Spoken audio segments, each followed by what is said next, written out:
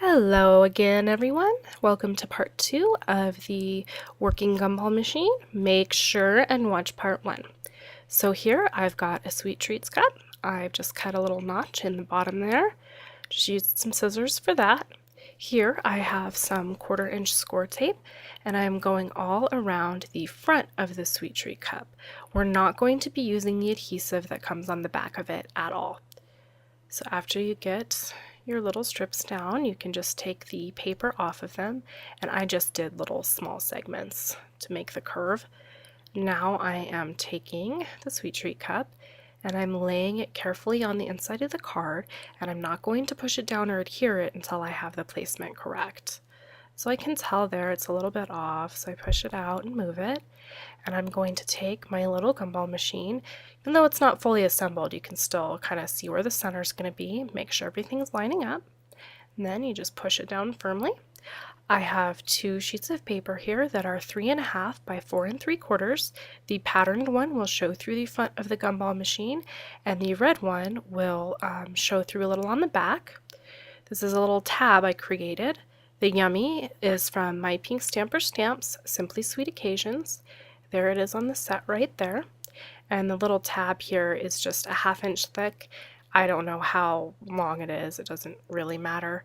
And I'm just going to be sandwiching that tab in between these 2 layers. So there you can see I adhered it down there. I didn't get it centered, but oh well, I realized that later. So then I'm just going to go ahead and use my ATG gun to put a bunch of adhesive all over one of these sheets, and I'm going to sandwich them together. And this is going to be sliding up and down inside of our card, so we want to make sure it's adhered really well, not just that it sticks well, but that the corners match up nicely. So if you do mess up and you have corners sticking out, you're probably going to want to trim those, make it nice and rectangular. So here we have the little inside part of the card we made earlier, and we're going to lay the sliding tab we just created down on top of it. The reason we're doing that is so that we can see where we want to place our adhesive. We're going to be placing adhesive on 3 sides of it. So I'm using the score tape again, and I'm not putting the score tape completely on the edge, and I'm not putting it right up against my little inner tab there. I want to give that tab a little bit of wiggle room so that it doesn't get stuck and not want to move at all. But I don't want to give it, so much room that it's sliding all over the place. So these measurements are about right. Just put your adhesive kind of in the center there. So now I'm just laying this piece over the sweet treat cup where it belongs and getting it aligned. I'm just going to go ahead and press it down there. Now I've got my tab ready, so I'm going to go ahead and slide it on in. There we go. That's pretty much it for the functionality of the card. It just slides up, and you could do this another way to where you didn't have to slide it as far, but this seemed easiest to me today and it works fine. So now we have that cute little pattern paper showing through the front there. I just love it. Very fun, very happy, ha ha ha, since that's what the paper says. So now we're back to the little gumball machine, the template that we worked on. And this is just a 1-inch circle with a brad in the center. And then this is the little mechanism we made earlier, and I just need 1 pop dot and my score tape again. So I'm going to be putting the mechanism inside before I add any adhesive to the template itself. So I'm putting the pop dot on the center of the spinning mechanism. I'm going to put that inside the machine with the pop dot poking through the front. Now you'll note that the hole I put the pop dot through is much bigger than the pop dot. That's what I want. I mean, I don't want it huge, but I want it to have some wiggle room so it doesn't get stuck while it's turning. So push the pop dot to where it's resting on the bottom of that circle, okay? And then take your circle with a brad, kind of center it over the hole, and press. And if you do it just like that, that inner mechanism is going to sit right where it needs to sit. So now all I need to do is take some more score tape and just finish the assembly of the machine and stick it to the card. So I'm starting with these two bottom tabs, and if you refer to your template, it will show you which parts need adhesive, just kind of as a reminder. So maybe after you've made one once, you won't need to refer back to my video. So you can see there, it gives it just a nice side.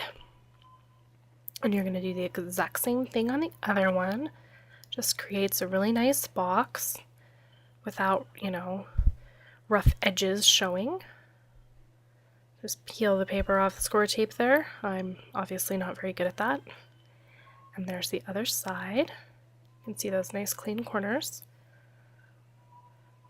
So that's what it looks like from the back. These top tabs won't need any adhesive at all. They are only there to make the sides of the machine look better, so don't make the mistake of putting adhesive on them because it's not really a good thing to do that. So just leave those as they are. You're going to put adhesive on these back flaps here. And those back flaps are what's going to adhere this little gumball machine to the card. So that's why we're using good strong adhesive. We want to make sure everything stays together, and score tape is absolutely perfect for that. And you'll see I'm taking extra care to make sure the adhesive isn't, running over anywhere. If you were to have some extra adhesive end up getting on your inner mechanism there, obviously that wouldn't be a good thing because it wouldn't be able to spin freely. So you want to go ahead and put plenty of adhesive on. I'm going to do this on both sides, and if you have any adhesive sticking off, you just go ahead and push it in with your fingers. And obviously I didn't speed this up at all. I just thought it would be nice for you to get the full visual of exactly how it's coming together. Didn't want to speed through this particular tutorial too much. I figured it was better for you guys to have some time to see exactly how things are going together and working. And if you're trying to follow along and you have your supplies ready, it'll give you a bit of a chance to catch up. So just applying this last little bit of score tape here. And you'll see, I've got those tabs pretty well covered. And that's what I'd recommend. You just want it to be on there really good, especially if a child's going to be receiving this card and playing with it a lot. It's delicate enough as it is. We don't need to make it worse. So here, I'm just going to go ahead and position my machine. You just butt it up against the Sweet Treat cup. Make sure your little top tabs are folded inward. And you can see we're opening up the back here. And go ahead and I'm just adding some Tic Tacs here. Tic Tacs are a great size for this. And it's nice too because you can give it to someone that's not really big on candy. Tic Tacs are always nice. Low calorie too, I believe. Okay, so I'm just going to go ahead and show you real quick that it works. So we're just going to turn that part there. And out comes the Tic Tac! Yay! I hope you really enjoyed this tutorial. I worked super hard on the template and tried to make everything as easy for you as I could. So I would love your comments and questions, and I'd be really pleased if you subscribe to my YouTube channel and or follow my blog. Thanks so much for watching and have a crafty day.